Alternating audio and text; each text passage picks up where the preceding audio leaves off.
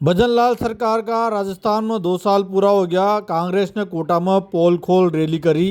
सरकार की तो पोल कांग्रेस ने खोली, पर कांग्रेस ने भी कांग्रेस की पोल खोल दी। ही रैली में दोनों जिलाध्यक्ष कोनचा कश्या कोनचा या तोल न पड़ रही।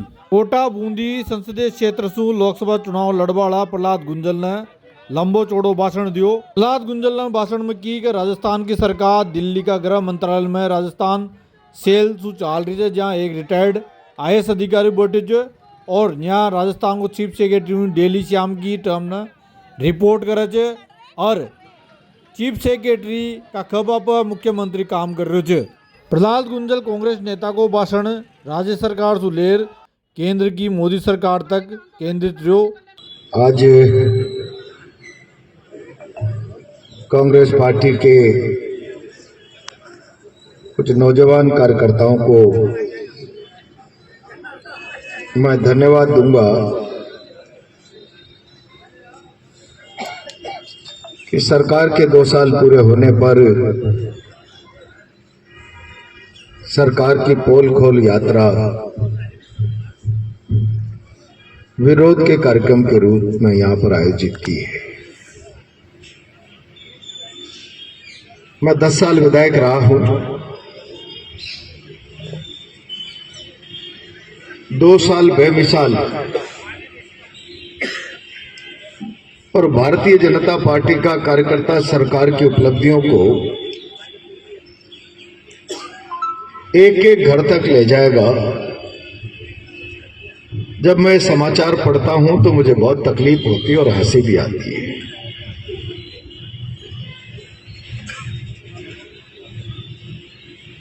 मैंने कई सरकारें देखी है और प्रजातंत्र की व्यवस्था है।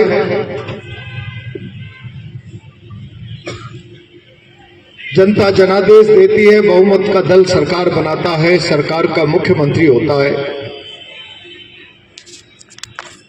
मुख्यमंत्री के नीचे मंत्रिमंडल काम करता है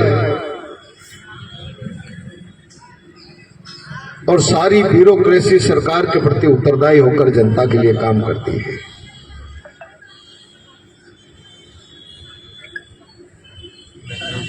किस बात का 2 साल बेमिसाल ये भारतीय जनता पार्टी की सरकार और मुख्यमंत्री मना रहे, मैं आज तक नहीं समझ पाए।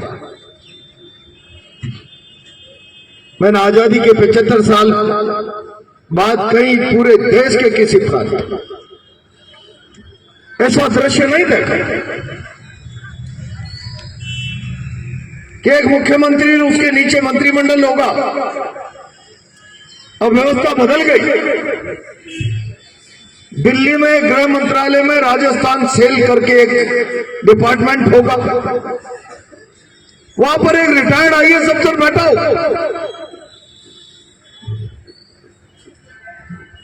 और राजस्थान का चीफ सेक्रेटरी सुबह शाम उसको रिपोर्ट करेगा और राजस्थान का मुख्यमंत्री चीफ सेक्रेटरी के अधीन काम करेगा। कभी नहीं देखा मैं। एक चीफ सेक्रेटरी होगा, उसके नीचे मुख्यमंत्री होगा, मुख्यमंत्री के नीचे का सिस्टम फिर परंपरागत। कई बार भारतीय जनता पार्टी के लोग कहते थे भजन लाल सरकार, तो मुझे हंसी आती। ब्यूरोक्रेसी के लोग दबी जुबान से कहते थे ये भजन लाल सरकार नहीं है, ये तो पंत सरकार।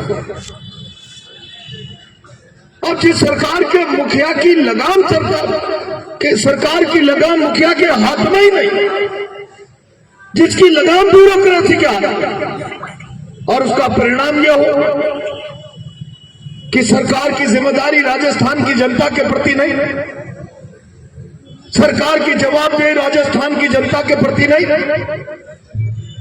बहुमत दल जब राजस्थान के जनमानस से किसी स्थापित नेता को मुख्यमंत्री बनता है तो स्वभाव से जनता के प्रति उत्तरदायित्व का भाव होता है। लेकिन जब कोई दिल्ली पर्ची निकालकर किसी को लॉटरी के रूप में मुख्यमंत्री बनाती है तो उसके उत्तरदायित्व की भावना दिल्ली के प्रति होगी, राजस्थान की जनता के प्रति नहीं होगी।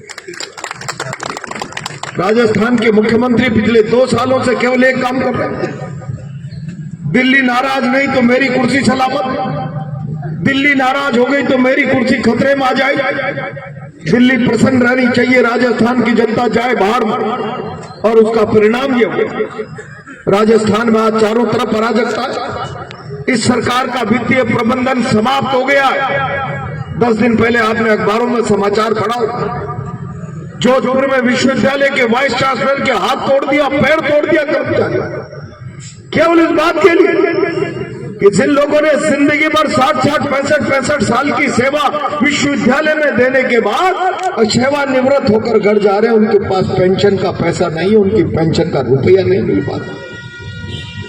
और कल तो अखबारों में छपा है कि पूरे राजस्थान के विश्वविद्यालयों की माली हालत यह है कि विश्वविद्यालय चलाने के लिए कर्जा लेकर काम करने की आवश्यकता पड़ रही है। जिस सरकार में शिक्षा जैसे संस्थानों को चलाने के लिए कर्जा लेकर काम चलाना पड़े, मैं समझता हूं इससे गिरी हुई बात इस सरकार के लिए कोई दूसरी नहीं हो सकती। कानून व्यवस्था नाम की कोई चीज नहीं है। सरकार का खजाना खाली है, विकास राजस्थान का ठप है। और अभी भाई विपिन और सारे लोग बोलने वाले कह रहे थे गुंडागिर्दी हो रही है। जब सरकार का चेहरा काला हो जाता है, सरकार कमजोर हो जाती है, तो अपने चेहरे पर नकाब डालने के लिए पुलिस की परत लेती है, कानून की आड़ लेती है, पुलिस की ठान लेती है। और यही हालात आज राजस्थान में। मैं हमेशा कहा करता हूं, प्रजातंत्र में सरकारें लोगों की जान माल व्यवसाय की सुरक्षा की गारंटी है। लोगों की जान माल व्यवसाय के लिए भय का कारण सरकारें नहीं होनी चाहिए। आज राजस्थान में क्या हालात है? राजस्थान का आम जनमानस सरकार से भयग्रस्त है। और मैं अगर कोटा का सवाल करूं, रोज किस प्रकार के किस्से कहानियां अभी लोगों ने भाषण करते हुए कहा कोचिंग उजड़ गई। यहाँ मीडिया के लोग बैठे हैं, कभी जुबान से सारा शहर कहता है किसने मांगी आपकी एक कोचिंग से 50% की पार्टनरशिप, और उसका परिणाम यह हुआ कि उसे देश यहाँ से छोड़कर देश के दूसरे कोनों में जाना था। और इससे बड़ी गिरोह ये उर्दीधारी लोग यहाँ बैठे हैं, कोई मोरल ही नहीं बचा है। मुझे कभी कभी लगता है तुम्हारा जमीर गिर गया तो इस उर्दी पे दाग मत लगाओ। एक ओएसडी के चेंबर में गुंडे बैठ रहे हैं एक साइड में पुलिस के इंस्पेक्टर डिप्टी बैठते हैं। गुंडे डिक्टेट करके प्लानिंग करते हैं, पीछे से मवालियों की तरह उन्हें ताकत देने के लिए पुलिस के लोग जाते हैं। जमीर मर गया हो तो उर्दी उतार दो, इस पे कालिक मत पोतो यार, इस पे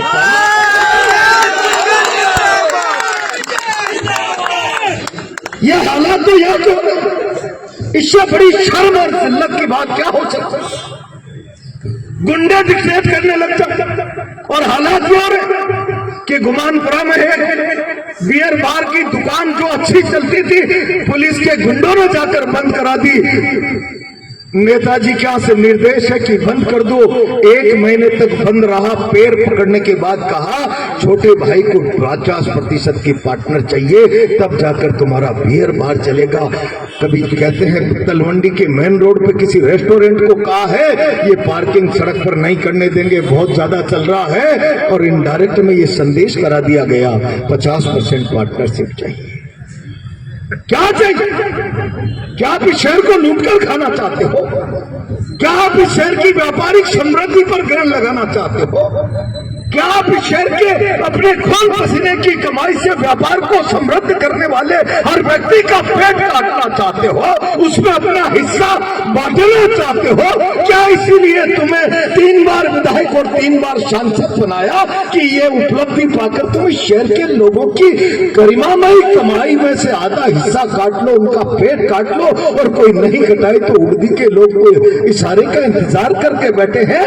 मत पोतो रे कालिक, मत पोतो। मैंने विद्यार्थी जीवन में ऐसे सियाई उस 90 के दशक में देखे हैं कि कोई एसपी गलत काम कराने के लिए कह दे तो गलत काम की ना करते थे, और दबाव बनाए तो घुटने टेक कर नाक रगड़ने के बजाय बेल्ट खोलकर कहते थे एसपी साहब ये बेल्ट और टॉफी संभालिए, ये काम मुझसे नहीं हो सकता। क्या गिरावट आई है पुलिस के आचरण में? क्या चंद बेईमानी के टुकड़े मिल जाएंगे खैरात में? गलत काम करने से गिरावट मत आने दो समाज जीवन में। जब उड़ती धारण करते समय कलेक्टर साहब, मैं कई लोगों से कहना चाहता हूं, पूछ दबाकर एक थानेदार की हाजिरी में प्रमोटिकी में IAS IPS खड़े रहे। अरे तुम संविधान की शपथ लेकर कुर्सी पर बैठे हो, नौकरी ज्वाइन की है, किसी नेता के नाम की शपथ लेकर, किसी सरकार के नाम की शपथ लेकर नहीं बैठे। नेता आएंगे जाएंगे चले जाएंगे, ये बेल्ट का नंबर खत्म नहीं होगा, इसको धारण करने वाला चला जाएगा तो दूसरा आकर इसको पहनेगा। ये संविधान की शपथ के आधार पर मिलने वाली बेल्टें हैं, इसको जिल्लत मत दो, इसको अपमानित मत करो। क्या हालात हो रहे हैं इस शहर में, मवालियों की तरह पुलिस और गुंडे मिलकर लोगों के मकान खाली कराने, दुकानें खाली कराने, लोगों के धंधों में से हिस्सेबाजी करने का जो काम चला रखा है। आखिर आप राज चला रहे हो या अपराधी गिरोह चला रहे हो? मुझे अफसोस, ये सारा काम शहर की आंखों देख के हो रहा है। कोई एक व्यक्ति लिखने का और बोलने का साहस नहीं करता। खबर जरूर लिखेंगे, फला जगह जुकाम हो गया स्पीकर जी को, पैदल चलकर वहां गोलगप्पा खा लिया, चार कोने अखबार के चारों कोने के समाचार बन जाएंगे। अरे कुछ तो अपने आप को इस आवाम के प्रति समर्पित रखो। मीडिया हो चाहे प्रशासन हो, ब्यूरोक्रेसी हो, सबकी जवाबदेही आम उपभोक्ता के, आम आवाम के प्रति है। नेताओं की हाजिरी में, गुलामी में अपने ईमान को मत बेचो और इसके अधिकारों के साथ कुठाराघात मत करो। अभी पिछले दिनों अरावली का संकट है, मैं बहुत जिम्मेदारी के साथ कहना चाहता हूं, बहुत जिम्मेदारी के साथ। देश किस दिशा में जा रहा है ये कांग्रेस के कार्यकर्ता को सोचना पड़ेगा, आगे बढ़ना पड़ेगा। प्रधानमंत्री नरेंद्र मोदी जी कहते हैं मेरी मां चली गई, उसके बाद मैंने पूरे देश को आह्वान किया है एक पेड़ मां के नाम पर लगाया जाए। एक पेड़ तो हम मां के नाम पर लगा रहे हैं, लेकिन करोड़ों पेड़ मित्र अडानी के नाम पर कटवा रहे हैं। ये आखिर ये कैसा भारत, क्या करना चाहते हैं? पिछले दिनों अरावली का हल्फनामा राजस्थान सरकार के आधार पर भारत सरकार ने कोर्ट में दे दिया। जो 100 मीटर से नीचे की पहाड़ियां हैं वही अरावली पर्वत की परिभाषा में ऊपर वाली आएंगी, नीचे वाली नहीं आएंगी। 93% अरावली की पहाड़ियों पर संकट मंडरा गया। और जब पूरा देश खड़ा हो गया, देश के बुद्धिजीवी ने, देश के NGO ने, देश के अलग अलग तबके के निजी तरीके से विचार देश और समाज को देने वाले तमाम लोगों ने अपने मोबाइल की करोड़ों डीपियां बदल दी। सेव अरावली, धरती के नीचे से जमीन खिसक गई। अमित शाह और मोदी की, कहीं अन्ना हजारे के आंदोलन की आहट तो हिंदुस्तान में सुनाई नहीं दे रही है। सेव अरावली के बाद, उन परिणामों की भयावहता के बाद सुप्रीम कोर्ट के सामने जाकर नाक रगड़ दी। हल्फनामा वापस लेंगे तो जूता मुंह पर पड़ेगा। भगवान के लिए आप हमारी प्रार्थना सुन लीजिए और सोते संज्ञान लेकर इस पर स्टे दे दीजिए। शर्म करो, चुल्लू पर पानी में डूब मरो बेईमानो। हल्फनामा बाद में दिया है, पहले अडानी, अंबानी, जिंदल जैसे सैकड़ों उद्योगपतियों से अरावली की पहाड़ियों को माइनिंग प्लान में एप्लीकेशन लगाकर, मूवमेंट में लाकर उसकी परिभाषा बदलने के लिए बाद में सुप्रीम कोर्ट में गए हो। अगर जनता खड़ी नहीं होती तो 97% अरावली मित्र पूंजीपतियों के हवाले कर दी जाती। और उसका परिणाम क्या होता? मैंने कहा बूंदी में खड़े होकर, कभी कभी बूंदी कहती है, आजकल तो बिरला जी कह रहे हैं हम टूरिज्म लाएंगे। अरे शर्म करो, टूरिज्म की परिभाषा और अंग्रेजी प्रहलाद गुंजल को बता दो स्पीकर जी आकर, मैं मान जाऊंगा तुम ले आओगे यहाँ पर टूरिज्म को।